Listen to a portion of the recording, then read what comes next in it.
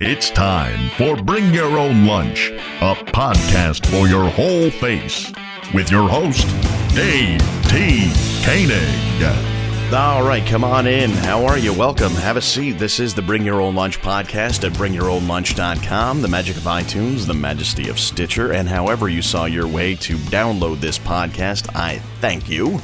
As you heard at the top, my name is Dave T. Koenig. I'm an actor, writer, director, producer, comedian, all-around swell dude, amateur smoke master, and, of course, the host of the program you're listening to right now, Bring Your Own Lunch, or BYOL, if you're going to use that hashtag on Twitter.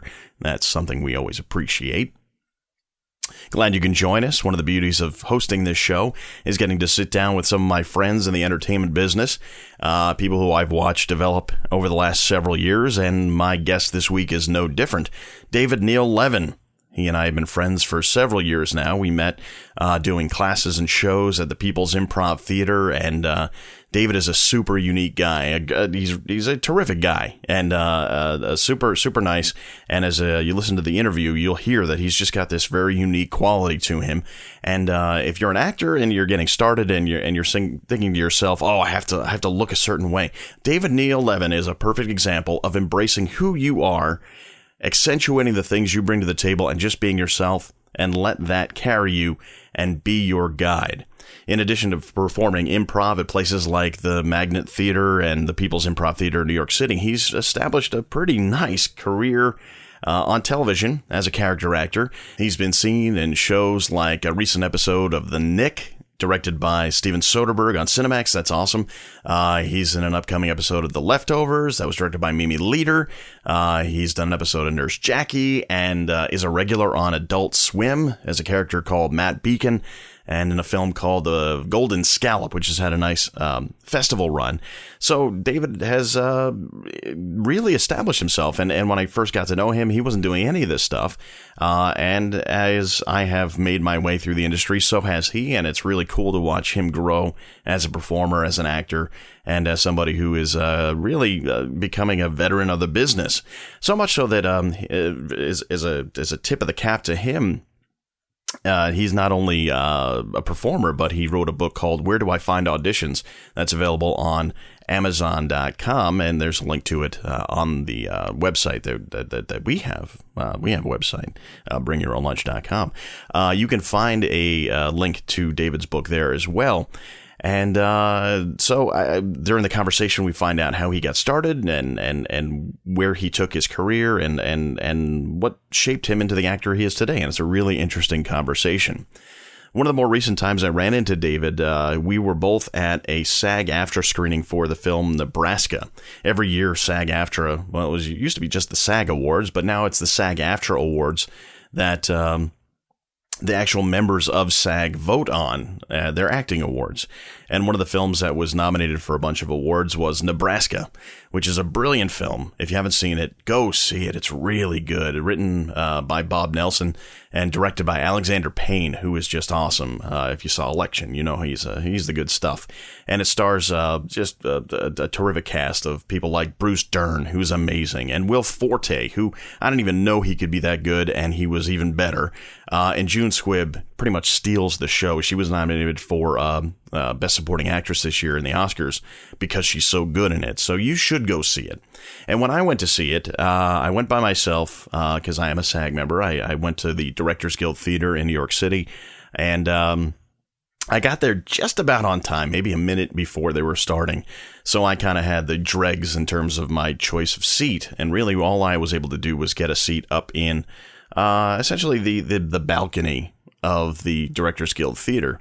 And when I went back there, there was some people who were just kind of talking. So, the people shuffle around a lot when you're down, up in the back of the theater, especially if it's a free showing. And about 15 minutes into the film, I'm starting to hear this. Some dude in the row behind me just outright fell asleep.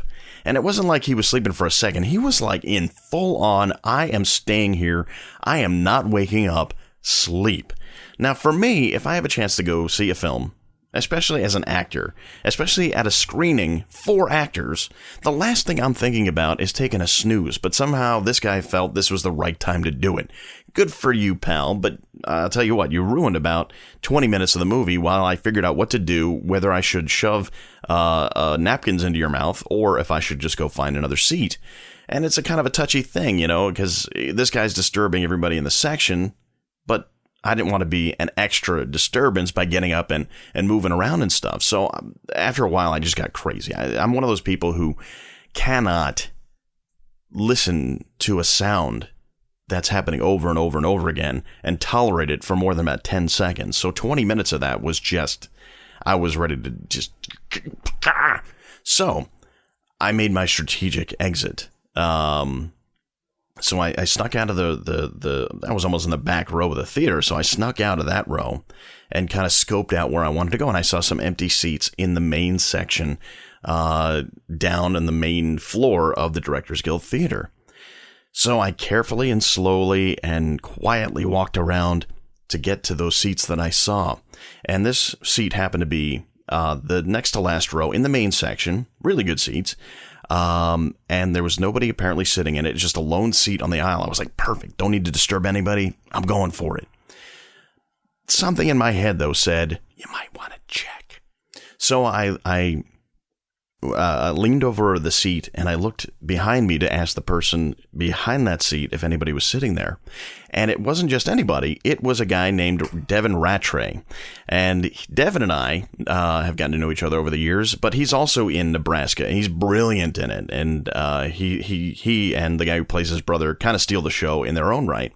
I don't think he realized it was me asking. I just said, hey, is anybody sitting here? And he goes, you probably don't want to sit there. And I was like, why? He goes, because that's where Bruce Dern is sitting. He just got up for a second. So here, thank you, Devin Rattray, because you just saved me from a tremendously embarrassing moment in a theater filled with actors and my peers, and also getting yelled at by Bruce Dern. Thankfully, the seat in front of him was nobody who was sitting there, and I managed to watch the rest of the film and loved it, and sort of had my own brush of Bruce Dern fame. So if I can offer 2 words of advice, make it 3. 1, if you're going to go to the movies, drink some caffeine beforehand, because there's no reason you should be falling asleep, especially if you're an actor going to a show that's in front of your peers. Secondly, if you are going to sit in what you think is an available seat, you might want to check because it could be Bruce Dern's. Thirdly, it turns out I only had 2. Got to thank some people before we go on. Of course, Banooba, BANOOBA.net is their website. They're the guys who provide the music at the beginning, middle, and end of this show. You can go there and find out where they will be and download some of their music. They are good. We do have a new date for the next New York Short Film Shootout. As of last week, we were still negotiating on the exact day because we've moved days of the week. But the next New York Short Film Shootout will occur on Tuesday. That's September 30th at 8 p.m. That is at the Treehouse Theater, which is the new name for the former This Theater, which is itself the former name, the name of the former People's Improv Theater when it was on the West Side. Anyway, 154 West 29th Street in New York City. You can come see a great lineup of films. We are assembling the lineup as we speak. If you want more information about that, go to nysfso.org. No, what am I talking about? That's not even the website. nysfso.com. I'd have no idea where org came from, but there it is. Oh boy, it's that kind of week. Anyway, let's get into our conversation with David Neal Levin, actor and writer, and somebody who you can really learn a lot from if you're an actor just getting started out. Enjoy. What did you get? I got vegetarian pizza. Vegetarian pizza, which, by and large, most pizza is. Can you eat like that? Is that okay? Sure, I can. I'll just be careful. All right. We'll. This is me eating. Yeah, we'll stress our ears to make sure that everybody can hear you. So it's a vegetarian pizza. What is on it though? It's not just like, and that doesn't look like any normal pizza There's bacon. Bacon. Yeah, vegetarian goodness. No, it's like this local. It's the garden this kind of high-endish grocery store in the neighborhood, and they have a deli, and a couple times a week they make vegetarian pizza, which not that I'm a vegetarian, but it's pizza. You want to make that very clear that you are not a vegetarian. No, I'm not eating this by choice. You're being forced to by the man. I wish they put... Anyway, so there's zucchini. This looks like eggplant, which I think is a nightshade. And spinach. And mushrooms. There's mushrooms on there? Oh. And, of course, pizza. But it's not... It looks like a miniature Sicilian without a lot of crust. Yeah. I mean, is there even a crust to speak of? There is. It's like a whole wheat crust. Sound like I'm selling it to you. And, yeah, but it's not that... big. It's got a lot of stuff on it. It's a very hearty. I mean, it's huge. It's huge. Yeah, it's huge. There's no doubt about it. And what was that place called? The Garden. The Garden. The Garden in Greenpoint. The Garden in Greenpoint. So and it's kind of a frou-frou supermarket deli. Yeah, but it's so. I mean, where I was living before I moved here, the first time I went to the Garden, I almost cried because of how.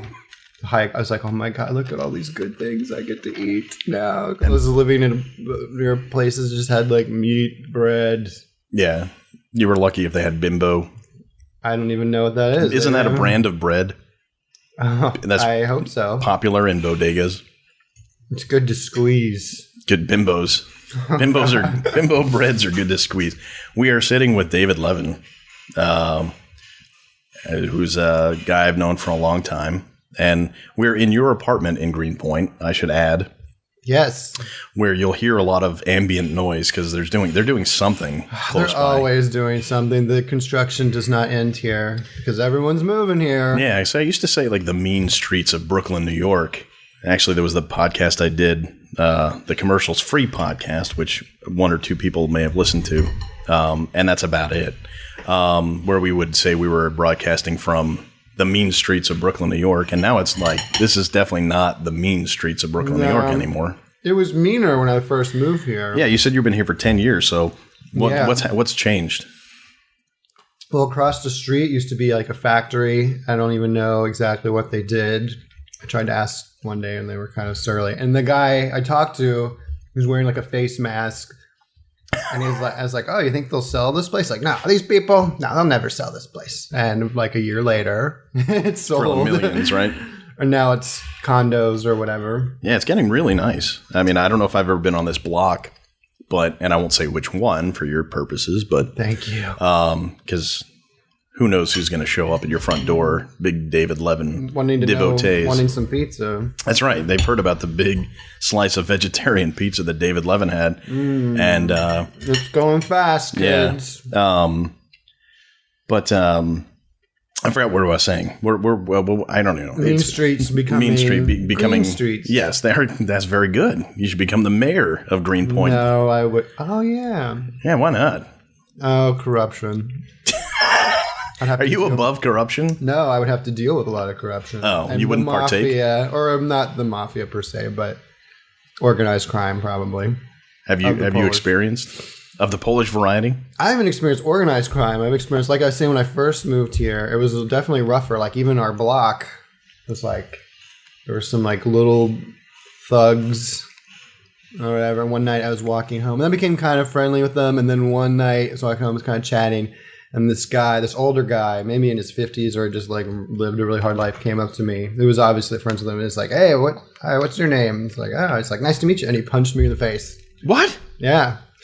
And I was like, oh my. And then the kids were like stunned. They're like, oh my God, what? I was like, okay, I'm going to go now. Punched you dead in the face? Yes.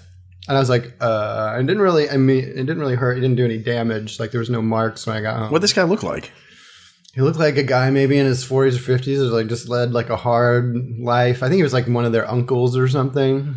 And you did nothing to provoke that kind of... No, he was introducing himself. I mean, he was drunk. He must have been drunk. It was like late at night. And, I'm fascinated by this because... Well, it's fine. Oh, there was another... And the kids were like, oh, sorry. I was like, should I call the police? They're like, oh, we'll take care of it. Sorry. And the guy actually is like, oh, I'm sorry. And he came and like...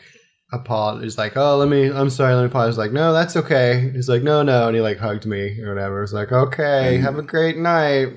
And are you still neighbors?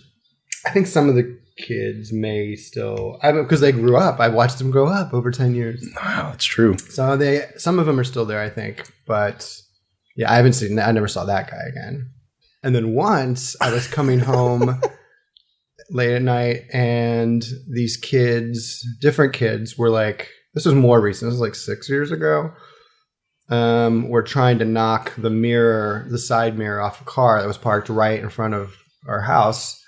And it wasn't my car, but I felt sympathetic for this car. Because my car, when I had one, got its side mirror knocked off by vandalism. Yeah. So I was like, excuse me, is that your car? And when the smaller kid looks at me and he's like, what? And he was obviously drunk. He's like, what? Is this my car? Is this my car? And he like ran up to me and like gave me like a push, with both hands. Mm-hmm. And I was like, and then he kind of like receded because of physics. Yeah. And I was like, okay. I was like, we're about to hit each other. And then he like ran up and like we both kind of hit each other in the head. Wow. Yeah. I mean, it wasn't very hard I wasn't hurt because I made a fire. But his friend started to come up. And he was like a big guy, like not necessarily like the Hulk big, but he was just like massive, like he was probably mostly fat. I was like, oh my God, I was like, great, I'm about to get hurt. But the bigger guy like grabbed the smaller guy and like pulled him away, pulled him. Wow. And I was like, I did call the police. I was like, yeah, I was just assaulted. I was kind of following them, like a few blocks behind them. But then they went in someplace and it was dark. I couldn't really see exactly. I was like, all right, never mind. I hung up. And then the police called me back and they're like, what, is everything okay? Da-da-da. I'm like, oh yeah, it's all right. And they're like, don't call again without. They're like, the police were like yelling at me. Yeah. Because I apparently reported crime wrong. Yeah. That's not how you report crime, you jerk. So you handled a pretty rough situation in what was at the time a pretty rough part of town. Rougher than it is now. There's still crime. Yeah, but it's a probably more white collar these days, from what it looks like. Yes, white collar. Wait, so how does somebody, knowing you for a long time, you're kind of a gentle soul. You don't seem the type to go beating up people on the streets. I could be wrong. I mean, I only know you so much. How well can you know a person? That's true. David After Dark. I'm a vigilante. I'm the Greenpoint Hornets. That actually sounds pretty cool. Isn't it? That's actually a great idea. That has a ring to it, man. Maybe that's what I'll do this weekend. And just go around in your spandex. I'll wear all green. And yeah. And get accused of sexual assault, probably. Have you? Well, let's hope not. Well, I mean, dressed as a guy in a mask and whatever. And being accused of sexual assault. I think we've taken this in a very dark direction. But, she said, kiss me. Now, do you have other life experiences of getting into fights or scuffles or things getting physical or? Sure, like in high school a little bit. Anything out of the ordinary or just like boys being boys? In the 8th grade, there was this kid. I was in the gym locker room, and I don't even remember exactly. I don't think he said anything directly to me, but he started saying something like, oh, I don't like Jews. I just don't like them. Oh, my God. But it was like kind of matter of fact. And so somehow, I forgot how it escalated, but like I had to like get in a fight with him because I'm Jewish. And so what happened? It was just awkward because, of course, everyone else is into it. Like, oh, they're going to fight. And he was kind of a hickey guy, like not a total redneck, but a little bit.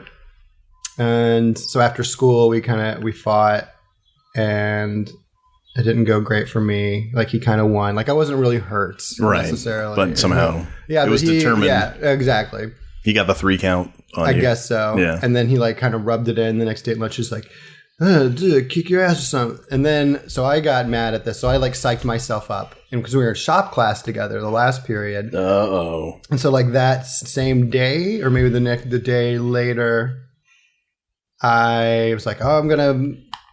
So we kind of fought in shop class, and the shop teacher, of course, is off drinking or something. and the kids in the shop class, they didn't know about our previous encounter. So we were like dancing around, whatever 8th graders do when they fight. And I like managed to like hit him in the mouth and like he got a little bloody, like it cut the inside of his mouth or something. And all the guys in there like, oh, David won his first fight. Woo. Wow. I was like, yay. And then he had to like call it. Then the next day he came over to me and was like, all right, I kicked your ass and you kicked my ass. Let's just call it a draw. And there was like mutual respect after that? Respect is a big word. It's a strong word. No, but I think what happened was his dad had told he had braces maybe. Oh. Or maybe he had just gotten, his dad had told him not to fight because of messing up his mouth work. Oh, jeez. I think that's what, some higher authority. Yeah, so he got it on both ends. Yeah. Oh, man. It said, stop fighting Israel and Egypt. And thus peace broke out in the Middle East in the delicate Gaza Strip. Yep. Where was that? Where did you grow up? That was in Atlanta, Georgia, in a suburb called Tucker. So it was at Tucker High School, which is like a suburb northeast of Atlanta. Like actually like right on the perimeter. Like a lot of people are like, oh, I'm from Atlanta, but they're like an hour north of Atlanta because there's all this growth just keeps pushing north of Atlanta. And people commute like hours from anyway. Yeah, I was there, I think, was it last year? Yeah, I was there last year. And I was just amazed at how right outside the city, I mean, you could see the center of the city from like the most suburban looking street you've ever seen. Oh, yeah. It's amazing. It's relatively flat. They had the Stone Mountain. Did you see the Stone Mountain? Probably, but I didn't Georgia. realize it. I've heard of Stone Mountain for like forever. But right. Kenneth on 30 Rock was from Stone Mountain. Oh, was he really? I forgot about that. I mean, not in real life. Oh, maybe he was in real life even. He was from the South. Well, the character was at least. Right, but the character was. Wow. So what was life like growing up in I forgot what you said already, the town? Tucker. Tucker, right. Well, I was only there from... Before that, I was in Nashville. Oh, wow. And then Tucker was nice. It was like a suburb and... Well, did you grow up anywhere else? I mean, did you live anywhere else? No, it was just Nashville for 12 years. And then my mom got a job in Atlanta. Or her job was transferred. It was just AT&T or Bell South, or which I think AT&T bought Bell South or something. They all happened. Consolidated or something. Yeah, they did something with the government's permission. So we were either moving to Atlanta or North Carolina. So we went to Atlanta. Wow. And which was nice, which was an improvement over Nashville as a kid, because in Nashville we had to drive like 45 minutes to get to Toys R Us. Oh. At Hickory Hollow Mall, I think it was. Hickory Hollow. So going to Toys R Us was like happened maybe once a month, and it was just like to look. Yeah. But then in the place to move to Atlanta, it was like 2 miles down the road was Toys R Us. I was like, oh, this is that's heaven. This is heaven. Even though you were 12, I guess you're still getting the benefits of that tail end of toydom. I just want to look at the things we can't afford. Yeah.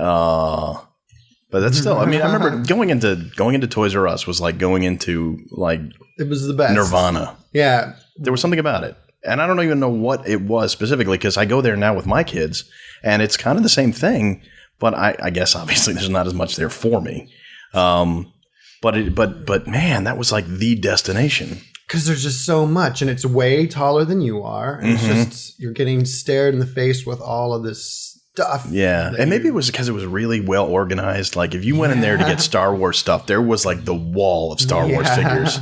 Like you had to crane your neck up to see the ones that were the top, just to make sure they didn't have any like secret ones that you couldn't see way on the bottom. It was. Yeah. Did they make dioramas, or not dioramas, but like displays with the toys at your Toys R Us? I don't remember. I know they do with some stuff now, but I don't remember if they did back then. That's a good question, because it's been a while. They did ours. Just like, this is how you play. This is what you can do once you take this home. That's right. Right, kids? Oh, all the commercials. I love the commercials that would put them in exotic settings. You know, like G.I. Joes and stuff. Right. And like there would be this like terrain and stuff, and made you really feel like, hey, if I just buy these G.I. Joes, I can go out and my backyard will be transformed into an exotic jungle of war. With a fog machine. Yeah, exactly. And red lights. I just didn't, where our lighting wasn't that good in the old backyard. It was more like real war. Yeah. That was exciting. When did you leave Georgia? I wound up going to high school and college there. I went to Emory in Atlanta. What'd you go to Emory for? just to go to college, and I didn't really have like a specific. You didn't know what you wanted to do yet. No, I thought maybe political science. Mm-hmm. Well, that was what I took there that interested me the most. Right. And given that you're going to be the mayor of Greenpoint, right. It's kind of come full circle. Looks good on the resume. That's right. So, but I didn't do anything with that. I did some theater stuff there, but I wasn't like a theater major. Mm-hmm. And I'm sorry, I assume that's where this is heading. No, you can take it wherever you want, but I think it kind of shows somebody the progression of how you went from Toys R Us, troll to acting professional. It's like that's kind of most people, because part of what I want to do with this is just kind of show that like there is no path that's the set path for anybody. And that for all of us, there's our own unique way of getting to where we're going, no matter what profession you're in, but especially with acting, because there's so many twists and turns and stuff like that. And some people start off, they're 5 years old and they stay with it for the rest of their lives. And some people find it however they end up finding it, even if you don't go to school for it, like you did, go to Emory. But at what point did you discover, like, hey, I want to do that? Well, like I said, I did some in college, but it was more for fun. But it never seemed like a realistic life choice. Mm-hmm. Like, because it was in the South, and I don't know, maybe if I had grown up in New York, it would have seemed more. And it wasn't until I went to grad school at IU, Indiana University in Bloomington, for new media stuff, like basically web and what to do with it, and some theories. And then afterwards, I knew there was also like an entertainment, like that program sort of had a skew towards entertainment. So I got to shoot some things and make some videos. And I was like, well, I think after this, I want to do something in entertainment. So I was either going to move to LA or New York. I went to visit LA. I was like, and I always wanted to live in New York. But again, it seemed like this impossible dream. It's like, oh, I want to live in New York someday. Saying it, but not really thinking it would ever happen. It's interesting. Yeah. Hey, I grew up on Long Island, so New York was, the dream was, can I get a train ticket, which wasn't very difficult. So I'm always fascinated by people who wanted to be in New York from a far away place, no matter how far you're talking about. I mean, 2 states away could be really, really far. So I don't have that experience of saying, man, I want to live there. Like the closest I have, I mean, LA is obviously in our industry a destination point, but like the closest I have is like thinking of going to Tokyo. Wow. And like, I would love to go to Tokyo. I'd love to visit there. I would love to experience the culture. I'd love to, all that good stuff. Because I had New York already, sort of in me. So you had that dream of coming to New York, and you went to IU.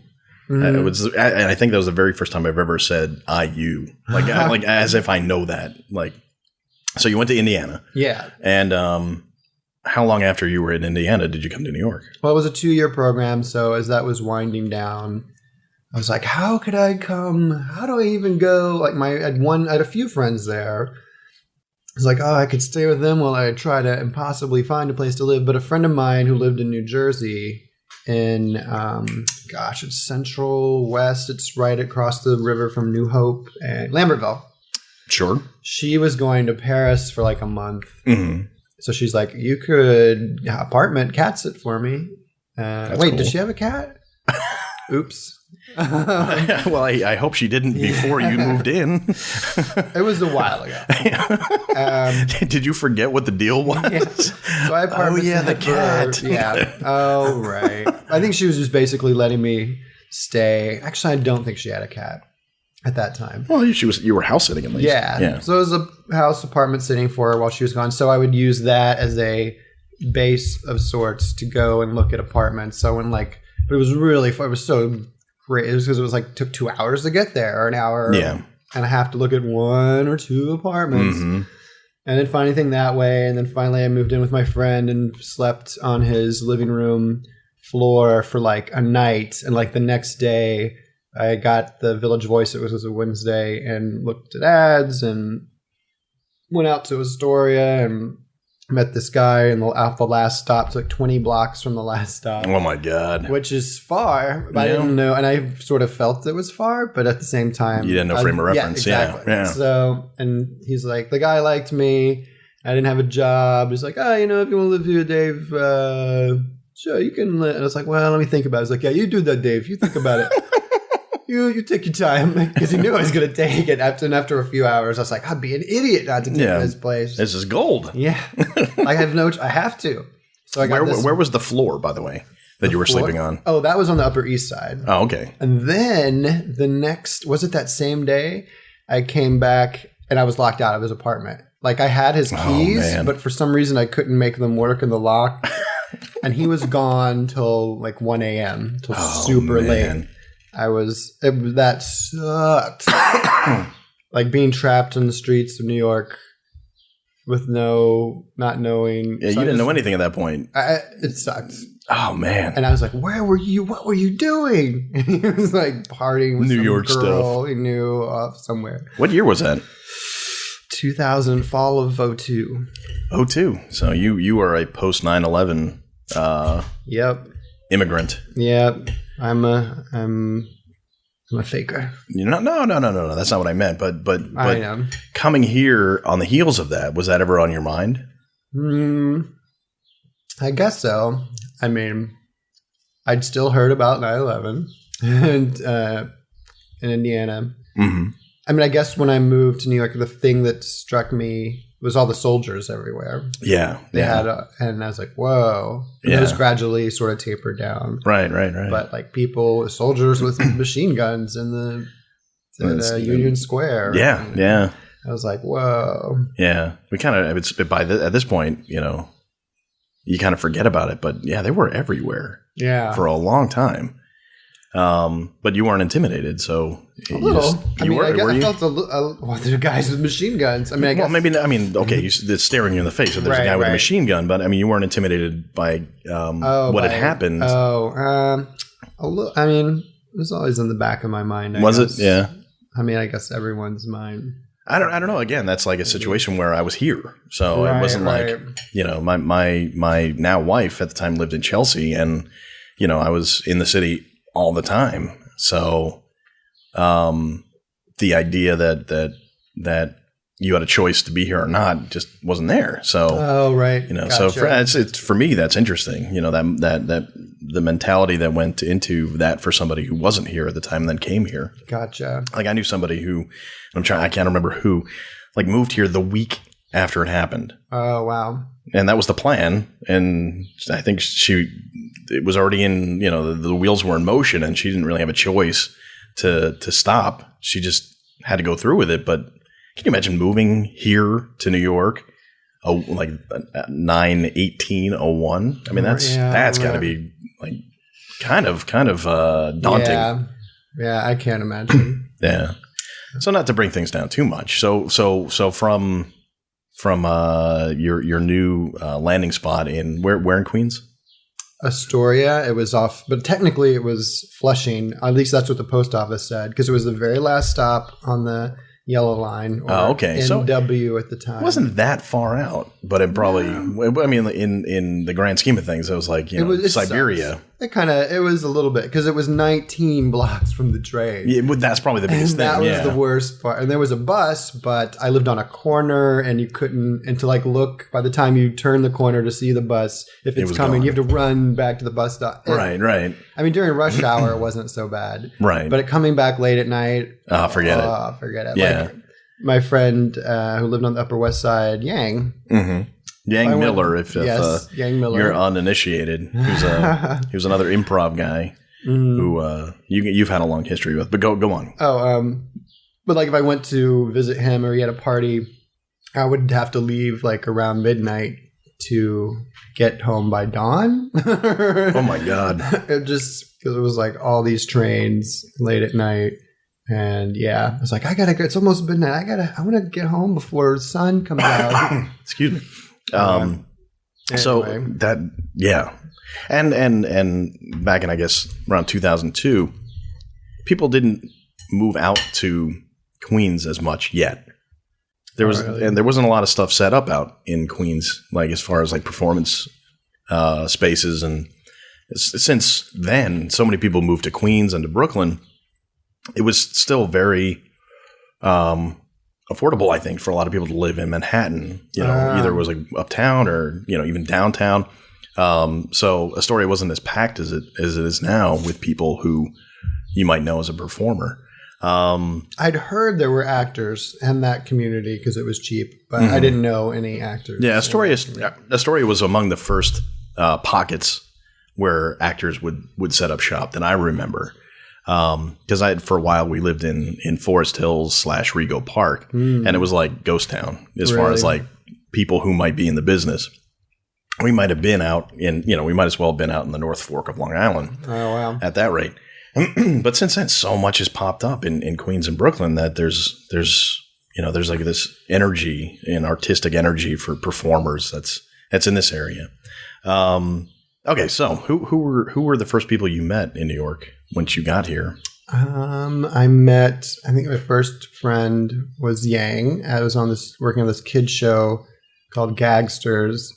And what were you doing? What were you doing? First I was an intern, and then after a couple months, they hired me to be there for their second season to be the post-production coordinator, which meant basically I was wrangling interns 7 days a week to capture and log the tapes they were sending in, because they shot the second season. The first season was on New York, and it was like these young kids with colorful outfits, and they all had a deal. Like one was the tech person, and they'd prank people on the streets in New York. And then for the second season, they went to Miami, to South Beach, because why not? Right. That's where typical kids are. Yeah. And so Yang and I actually drove a minivan full of props, because there were a lot of props involved, from New York all the way down to South Beach together. Oh my gosh. It took a couple days. And then he stayed behind to shoot some, and then I flew back to New York to get the tapes that they were sending in and have, sort of coordinate, all the footage and sort it and stuff. Where would this show air? Well, it aired on France 2 on... it was an American... No, it came very close. Like the WB almost bought it. Like they had made bumpers for it, like you would see on WB Kids in the morning, like as a mini commercial for it. And they had like their own website as part of the WB thing, but the president of Kids left, and the new president didn't like the show as much, so they never quite sold it in America. Yet it had 2 seasons, or at least 2 seasons. Yeah, so they made 2 seasons. Was it English language or was it French? On French, they dubbed. I think they kept the English. They didn't have voiceover, but they changed the titles. They made the titles in France for France. I mean, correct me if I'm wrong, but that's really strange. I guess so. I mean, you'd think they don't have cameras in France if they want to make a show about kids pranking kids on the street. I guess maybe. I don't know. I don't know. It was like it was like a whole thing. Like they had song. It was really cute. Like there were these 3 pranks an episode, and each one was like a little mini music video, because they did creative stuff with the editing, and you would use animation sometimes. And they had this guy writing songs. Like he wrote a specific song for each prank. Okay. And some of them are really good. You're like, wow, this is I remember some to this day. Like, granted, some I listened to them over and over again because of editing or whatever. But this guy cranked out. So there was it was a unique kind of thing. Yeah, it's an odd, I mean, very specific thing to be doing, producing a show in New York and South Beach, right, in English. For French TV. Well, that was that was like they sold it to France, but I mean the real money was in America. So when that didn't happen, it was like, well, I gotta shut down. Yeah. But they also sold it like to a station in Kenya, I believe. Oh my gosh. And Family Channel in Canada. So like little places around the world, but these markets aren't America. Yeah, exactly. Exactly. I mean, you'd think France would pay more, but I guess not. It's been a long time since I've sold something to the French. Right. Good point. And then from there, where did you go? Well, I got fired from there. Do you want to tell that story? It's boring. It's basically I lost some footage. You can't say a story is boring and then in the starting, the summation, giggle, and then not have me want to ask you what that meant. There was all these segments to the show. So when they would mail the tapes up north, we were looking for different segments, and there was this one little thing that they had at the end of the episode I did not look for. So it was like lost in these tapes, and they had to go through and find them again. Oh, so it wasn't lost permanently. No, they weren't. Yeah, they weren't lost like in the garbage, but they had to like spend all this time going back to find them. But I stayed friends with them, and they would have me come and participate in some of the pranks, because some of the pranks the gagsters would need a helper, an adult. Like I played security guard in a couple of them. Okay, so I got to like improv for the first time. Interesting. For an extended period of time. It was a little nerve-wracking because people don't like to be pranked. Sometimes. It is kind of funny to think about what could happen, but they were kids, I guess. So yeah, but the kids were like pranking. The kids were fine; they were great. It was but the adults. Oh, they were pranking adults. Yes. Oh, yes. Okay. Those kids pranking other kids. Right. Hey, Joey, come here. I got something for you. What's your name? Pop in the face. Welcome to Greenpoint. That's right. Oh, the crying. Half the episode was kids wailing. Actually, maybe that's why it was so big in France. Right. There's a Marcel Truffaut, special. The French word for despair. They actually showed. Je suis très heureuse. Yeah, one of the kids was on Saturday Night Live, like as an extra in a sketch with Rachel Dratch, I believe, and the next week they had, and I guess they saw his reel or resume, because the next week they did a skit called Pranksters with Christopher Walken as like this grown-up prankster who like, it's like, I mean, they use all this silly language and like the sound effects and stuff. So I guess it was in Variety. They said that they got it from there was like sort of satirizing the show. That's so funny. Yeah. When I saw that, I was like, wow, that's a lot like Gagsters. And I guess it was. That's hilarious. Well, I got to get the content from something, It's like inspiration can come from anywhere, so you never know. And Chris Walken was like pranking people with a crowbar. Like, look where I wait in the parking garage, and then look, I pranked this guy. Ah! And the host is getting really scared. You got him there. So you mentioned doing improv. You've done a lot of improv in New York. Yeah. When did that start? Approximately spring of 2003, I was like, I want to take a class at the UCB, because I'd seen the show on Comedy Central and really liked it. It's like, I want to take a class with these guys. So I took level 1, which is where you start, and not like it at all. I was like, because the teacher was kind of, he was kind of a jerk.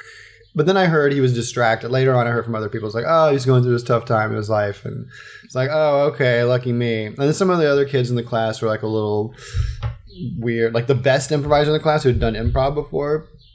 He was like this passive aggressive, don't talk to me kind of guy. I'm like, okay, all right. That's weird. It wasn't a great experience. It's like, well, I tried improv. Well, I was going to ask you who the teacher was, but I won't ask you that. But is there anybody in that class who you did get along with? Oh, yeah. I mean, definitely. I got along with most of the people in the class. And are any of them still around? Kind of like, no. One of them was a writer. He might still be writing somewhere, but we didn't really stay in touch. But it's almost unheard of now. And if you don't know what UCB is, it's Upright Citizens Brigade. It's a training ground for improvisers and kind of where a lot of pretty famous comedians got their start. Yeah. And back then, that was the only game in town, right? For long form. Well, after I took that class, I was like, well, I tried improv. My friend Yang, I met at Gagsters, he was like, oh, dude, come take class at the Pit. I was like, I don't know. He's like, dude, they got a show where these girls take their shirts off. This is a show called Foreplay. Was that true? Yeah. Who was in that show? Dave Furfuro, Rocco Privatera, Babsy Singer, Tiana Fleischer, I believe. And they used to take their shirts off? Not all the time, but it was like a ribald type of theme going on. And was that like some of the first shows of the Pit? Yeah. Oh, okay. Because this was like 2003, 2004. Wow. So I was like, all right, I'll try it. And I had but I waited for his teacher that he liked so much, and it was Kurt Brownholer. And so he was a great teacher, and it was like, lots of energy, enthusiasm. Mm-hmm. So then I was like, oh, okay, I like improv now. And then the bug. hit. And so I went through their training program. And who else did you learn from? Who else taught the other levels that you took? Well, they're all gone now because they all went off to get famous. Well, they're still living, you know. No, they're gone, Dave. I'm not doing a commercial for the Pitt program. I'm saying, who did you learn from? I know. As I eat my peas. Kurt, Matt Donnelly, he was a good teacher. Ptolemy Slocum, who was on HBO's Looking now. Yep. Amongst other things. Yeah, and he's in Armando bunch of commercials. A ton of commercials. And was Armando at the Pitt at the time? No, he had started by that point when I was there, the Magnet. So I was like taking classes there too, right. Sort of.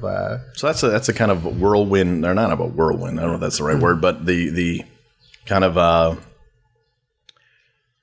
glossing over of the history of those theaters. It's like UCB came first. Right. And then it was like, I think Ali Farnakian and Armando broke off and formed the Pitt. Yeah. And then Armando broke away and formed the Magnet Theater. Yeah. And those are the three that are still around today. Yeah. So yeah, those are the three, I guess, big ones in New York. I mean, the UCB is like an institution now. Yeah. You know? Yeah. No, I mean, it's... I think it was a recent article. I forgot which publication it was, or online publication, or whatever. I don't know if people actually read newspapers or magazines anymore. So it was an article I read online that put UCB among the top like 10 or 20 schools for theater. Yeah, I saw that. And that's pretty amazing if you think about it. I did see that. I was like, really? Really? Well, I suppose from a business standpoint, it's a place where you're going to go and get the most exposure to the most people who are actively doing stuff. That's true. You know, in New York especially. I don't know about LA. Well, I guess LA is getting to the point where so many people from New York are out there that, you know, you're getting exposed there too. And the quality of their training is, you know, probably comparable to what it was ever in New York. Well, there's nowhere else to learn that stuff, really. I mean, but at least in New York, I mean, you're going to shows and learning from people who are all over SNL and Comedy Central and stuff. Sure. So from a direct line to the business, that's probably absolutely. as simple a path as any. But it was pretty amazing to see that, you know, that it's gotten that big. And there's waiting lists that are like 2 years long or what. I'm making that up. But it's 5 years. Is it 5? I'm joking. See, there you go. No, but you're right. You have to, for level 1 classes, you have to like pay close attention to like as soon as they're put up. Yeah. From what I've heard, it's like getting Skinner tickets in the 70s. You know, you have to like wait up all night, or Roxanne tickets in the 80s. Roxette. Okay. Roxanne was the Police song. Roxette was the band, right? Right. You didn't get Roxanne tickets? Well, for the movie with Steve Miller. To go see the song. I went to the living embodiment of the song. I want to see the Roxanne people. She's got the look. Mm-hmm. That's right. No, that's Billy Joel. She's got the look. No, that was Roxette. We've come full circle. Yeah. So, what was the experience of getting more and more involved into improv like for you? Like, take me through some of like the progression of being involved as a student and then starting to perform, and then where did it go for somebody who maybe didn't follow your specific career or hasn't been involved in improv? How could you explain what happened when you started your training versus where you are now? I see. A question. I was taking the classes and liking it a lot, and then I started to notice it was because of improv that I got into acting, because I wanted to become a better and better improviser. I noticed that improvisers with an acting background just looked better on stage. Like they looked more grounded and they're very more precise. Not that they were necessarily more hilarious, but they just had a better stage presence. I was like, oh. There's something to that, yeah, for sure. Oh, absolutely. It's like, I want to... So it was sort of backwards. I was like, I want to become a better improviser, so I'm going to take acting classes. And so I shopped around and tried different places in New York and asked advice, and finally found Michael Howard Studios I felt the most comfortable at, and took a bunch of classes there. So that was where I had most of my, I'd say, professional acting training. How long did you study there? I took like an intro class, and I took like their summer conservatory, and then various other classes, like an on-camera class. I took that one twice because it was so good and fun. Wow. And then like some scene studies and So a pretty good amount. yeah. What were some of the things you learned there that had the most impact? How to spend money. I think a lot of schools are really good at teaching that lesson. Just like trying to find that way to become that way into acting, like, you know, which method works best for you, and like trying different, like, oh, what about, you know, well, how about you just play it closer to yourself and, you know, getting your emotion on. And so they didn't push a particular method. It was just they helped you find the one that worked for you. Yeah, I mean they don't say today we're going to try Meisner. Right. But they don't push Meisner on you and make you work with that. Right. Which I think it's actually pretty smart because this is not a business where it's not like engineering a car where every piece has to be a specific size or else it won't work. It's like the complete opposite where you have to take all the pieces as is and make them work in the same environment that doesn't have a defined dimension. Man, that's probably the most like what do you call it? Metaphorical thing I've said in like months. It felt like it because your arms got wider and wider. That's true. Yeah, my expression, just like my hands were representing the ever-expanding universe around us that cannot be perceived by the human mind. Is that another metaphor? What were in these peas? Oh, yeah. What did you ate? I ate. There was some corned beef and some ziti with some sauce on it and some peas, which was also from Garden. It was very good. I've had a long history of eating corned beef. Actually, I'll ask you after I say this, but and that corned beef held up. Now, you grew up in the South, Jewish. Is there a obviously each area of the country and of the world has its own culture, and within that are several different cultures. Is there a difference that you've noticed between what was Jewish culture in Georgia or in Nashville and what's Jewish culture in New York? Well, in Nashville and in Georgia, we had to wear these stars. And these I tried so hard not to make it a leading question, you know? And no, I mean, well, growing up there, I mean, there's definitely like, how do you say? Oh, yes, a prejudice. But not like, it wasn't a lot. Like, it wasn't like we were hiding. I mean, there's the Jewish communities there. Right. And what's interesting, what I learned living in New York is that how terrified of the South Northerners are. Or some Northerners. Yeah. And they're like, you have to do what in the South? Why would you ever want to go there? Right. Why would anyone ever want to live in the South? It's really interesting. Us Northerners didn't ever really grow up with a real safe feeling about the South, especially if you came from a background that wasn't the Bible approved background, let's say. And I came from a family that was half Jewish, half Catholic. Wow. So I already had that in me anyway, and I was like, well, I better accentuate the Catholic part if I ever go south.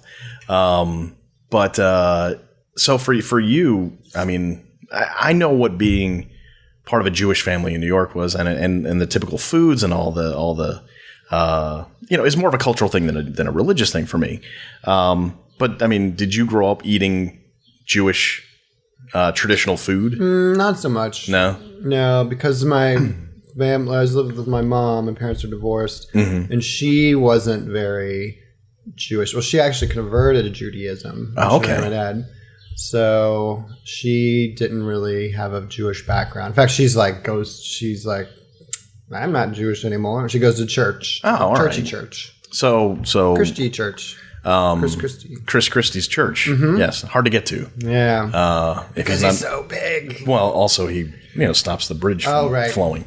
Comedy, folks. That's what we do. So in the last bit of time we have, let's talk about what you're doing now. Okay. Because we talked about all this other stuff. Yes. Well, because I think what you're doing now is pretty exciting. Oh, thanks. You've been doing various projects on TV. And you've done some films. Well, give me your highlights. The ones that you were most proud of. Well, after improv basically is what like got me into acting. So, and then obviously I wanted to do like comedic stuff. So I started like, I got like a commercial agent and,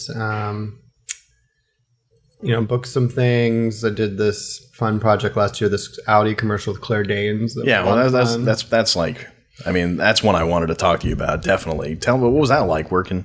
And tell us what the commercial was, first of all. It was for Audi, and it was about she has to go to an award meeting. This is online too. You can Google the video is still up, by the way.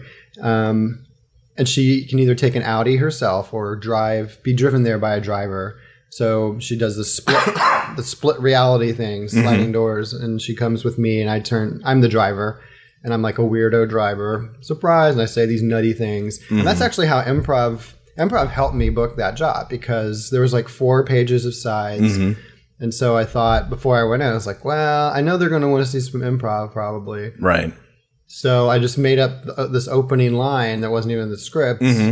That I thought about beforehand. So technically it's not really improv. It's right. I count it. And that line wound up making it in the commercial. Which one was that? It was when we were driving, I say, they say if we were tiny, cats would be more likely to eat us than dogs.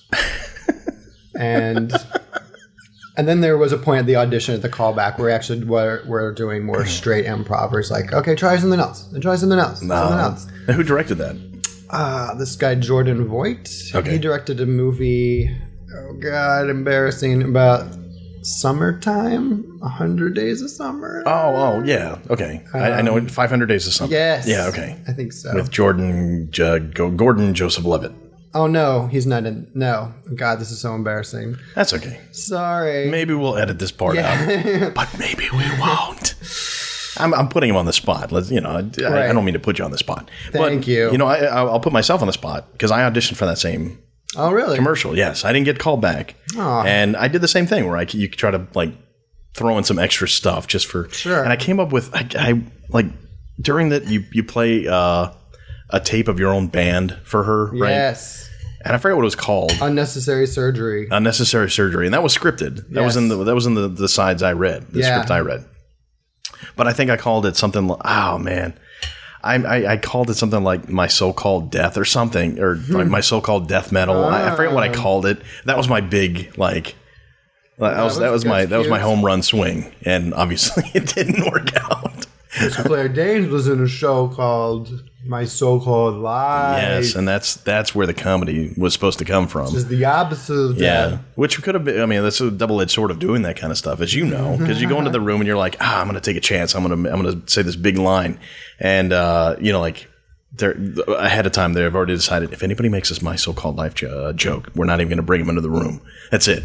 So I might have shot myself in the foot, and I might have, you just never know. You never know. So it's kind of funny. You really never know. But everybody, I think anybody worth their salt goes in with some ideas, because I think like for something like ideas. That, yeah. And you shot that for how many days? That one? It was 3 days, although I think we were there for 5 because tour travel.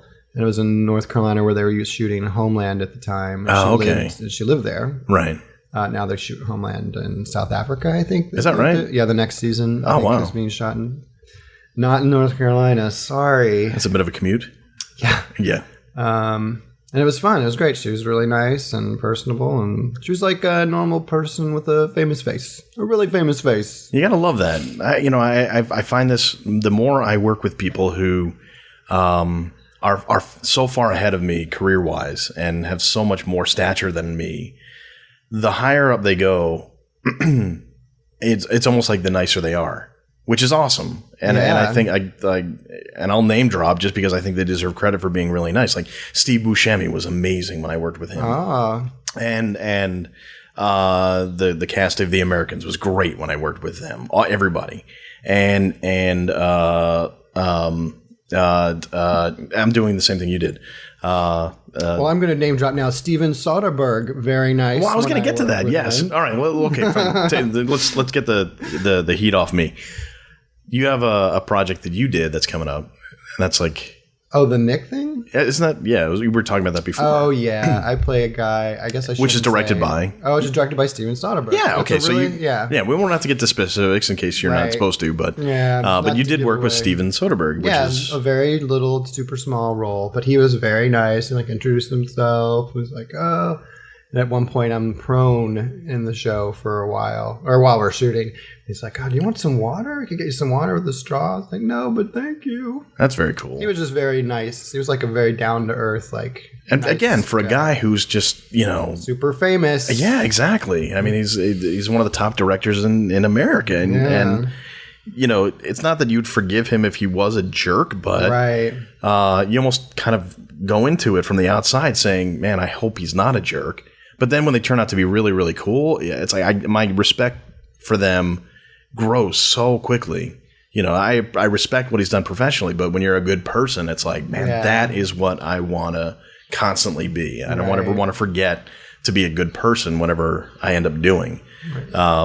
Whether it's, walking down the street or I don't know, digging a ditch. I don't know where I'm going with that, but you get the idea. Yes, you have power and you're not being a jerk about it. And so that's called The Knick, right? And that's going to be coming out. I think in August. In August on Cinemax? Yeah. I mean, like I said, super small role. It should be a pivotal role. Pivotal, the show would collapse without it. You're in it, man. I mean, without you in it, it doesn't happen. So you can't say small role. Thanks. You own it, man. It's great. You're right. You worked with a top director. There's nothing you can say bad about that. That's awesome. It was an awesome experience. That's very cool.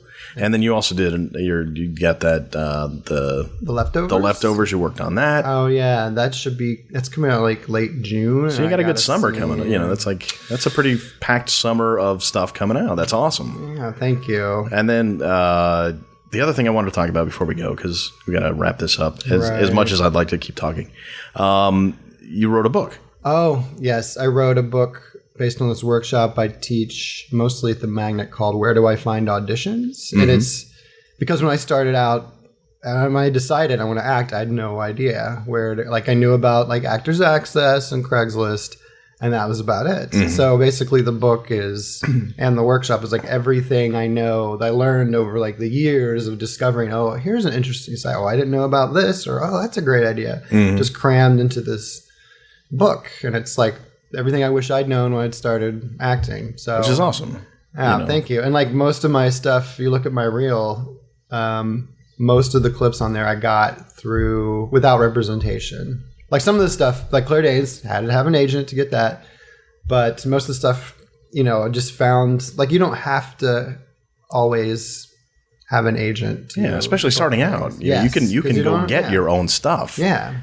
If you move your feet enough. Yes, and I think a lot of people don't realize that. And to get advice from you, who's gone through it, and you've kind of tested these theories, that's a gift to give to everybody. That's pretty awesome. Well, thank you. The gift is $4.99 on Amazon. On Amazon. And but yeah, it's just like, I wish everyone would read it because it's everything. It's like stuff I've used. It's like worked for me, and or even if it hasn't, it's like stuff that still good advice. Yes, it can be helpful. I don't think you did anything in there that is potentially damaging to someone's career. No. Well, if someone wants to get in touch with you, or how do they get a hold of you? Where are you found? Well, I have a website. DavidNealLevin.com. That's Neal, right? Correct. Neal, Neal. And I'm on Facebook and my email address. I don't know. If you want to make it public, you don't have to. Oh, if you got a website with an email address on it. And if not, you have time to put one on there. Oh, yeah. The website, basically, it's davidneallevin@gmail.com. Oh, there you go. If you wanted to. It's just like the website. Hey, as someone who has written a book about where do you find auditions, someone could be listening to this right now going, hey, let me find out about this Levin kid. And who knows? I've had experience, even like actors with like who were in the union took the workshop. But the last one, and the woman actually at the top of the workshop, she's like, can we find out how many people are in the union here? Because I know some of this stuff already. It's like, and she and one other person were in the union. So she sat there, but at the end of the workshop, But, you hear that, you're like, uh-oh, trouble. You're right. But at the end of the workshop, she came up to me and was like, you know what? I really enjoyed your workshop. It was funny, and I learned some things I didn't know. So I just wanted to say, I was like, oh, thank you very much. And they're and not to belabor the point, but, even if you are in the union, it doesn't mean that you've gone through all of this, all these steps. Like people get into the union doing background work or doing an AFTRA gig that they got through a connection that wasn't necessarily through an audition. So, I mean, you're providing a valuable service, even if somebody has not, somebody has already gotten a little bit of experience, and you can always get experience and knowledge from somebody, you can't. I mean, the thing is like, you just have to keep working, keep hustling. Like even people who have quote unquote made it, you see, like look around for like, oh, I'm going to make this project for me to do. Or like, oh, you were doing this thing. Like they make their own work. Exactly. Sometimes. You got to hustle, man. You got to keep hustling no matter where you're at. I hope I never get to a point in my life where I feel, I'm complacent. I think that's probably the thing that I can, and I have gotten complacent in my life where it's like, if you are complacent, the only person you can blame for any lack of success is you. You can't point the finger. And the man. And so long as we can get rid of the man and my own complacency, I think I've pretty much got it all settled. Anyway, thanks for doing this. Sure. Thanks, David. It was fun. You're the man. You the man. You the man. Okay. All right. And that's David Neal Levin, actor, writer, surprisingly formerly Southern. As a good conversation with him, and if you want to learn more about David, you can go to davidneallevin.com. That's David, D-A-V-I-D, Neal, N-E-A-L, Levin, L-E-V-I-N.com, and you can follow him at David Neal Levin. Same spelling applies there. Thanks, David. That was fun. That does it for another episode of Bring Your Own Lunch. Glad you can join us. Got to make sure we thank Banuba.net. Go find out where they will be and where they are going, and download some of their music. They're awesome. Don't forget to go to nysfso.com. That is the place you can find information about the next New York Short Film Shootout. That is occurring on Tuesday, September 30th at 8 p.m. at this, formerly this theater, now Treehouse Theater or Treehouse NYC. Join us. It's going to be a fun night, so make your plans to be there. Of course, you can always get in touch with us and be part of the action online. Go to bringyourownlunch.com for all episodes past, present, and presumably future of this podcast. You can find us on Facebook, facebook.com/bringyourownlunch, and follow us on Twitter at BYOL Podcast. Please subscribe, rate, review, pass along, share with your friends on iTunes. That helps us out a tremendous amount. And we're probably going to be putting up some t-shirts soon, so stay tuned for that. It's the worst plug ever, but that's what I got today. Stay tuned for the Jimmy Jack Cowpunch Hour, followed by Mansoor and the Fish. Until next week, when I have another great guest, this is Dave. I'll see you next Tuesday.